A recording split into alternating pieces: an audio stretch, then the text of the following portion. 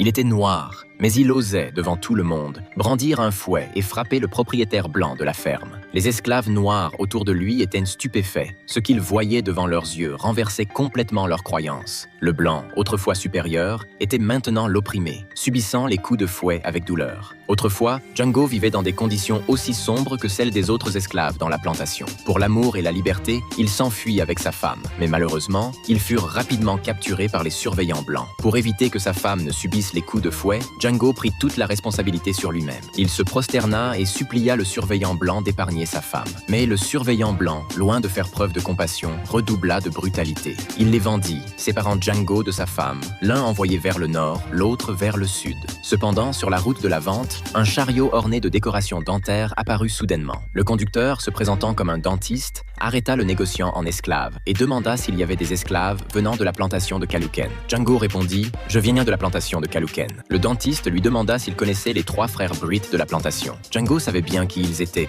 car ces 3 hommes étaient de ses cauchemars vivants. Ils se divertissaient en maltraitant Django. Il n'oublierait jamais leur visage, même s'il en devenait poussière. Le dentiste, après s'être assuré qu'il avait trouvé la bonne personne, sans plus d'explications, proposa un prix élevé pour acheter Django. Il paya 125 $, puis sortit du papier et un stylo et rédigea un reçu de manière formelle. Une fois la transaction conclue, le dentiste conduisit Django à la ville de Dothan, au Texas. Le fait qu'un noir monte à cheval attira immédiatement l'attention, créant un tumulte parmi les habitants. Les Blancs, choqués, n'en croyaient pas leurs yeux. Mais la réaction la plus vive vint du propriétaire du bar. Whoa, whoa, whoa, whoa!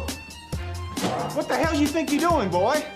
Get that nigger out of here! Courut hors du bar pour prévenir la police. Le dentiste lui a calmement conseillé d'appeler le shérif, et non le juge. Pendant ce temps, le dentiste laissa Django goûter pour la première fois à la bière du Texas. Quelques instants plus tard, le shérif entra dans le bar, portant un fusil. Voyant qu'il n'y avait que 2 personnes, il ricana, car à ses yeux, Django n'était même pas humain. Le shérif, avec une attitude arrogante, appela les 2 hommes dehors, cherchant à exhiber son autorité devant les habitants de la ville. « Vous vous ennuyez, n'est-ce pas? Vous osez perturber ma ville. Vous pouvez maintenant aller chercher le juge. »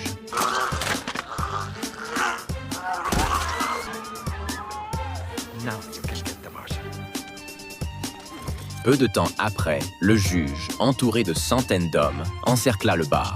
Mais le dentiste ne s'en souciait pas. Tranquillement, il chercha quelque chose dans son manteau. Puis, après un moment, il leva la main et sortit du bar. Tout était sous son contrôle.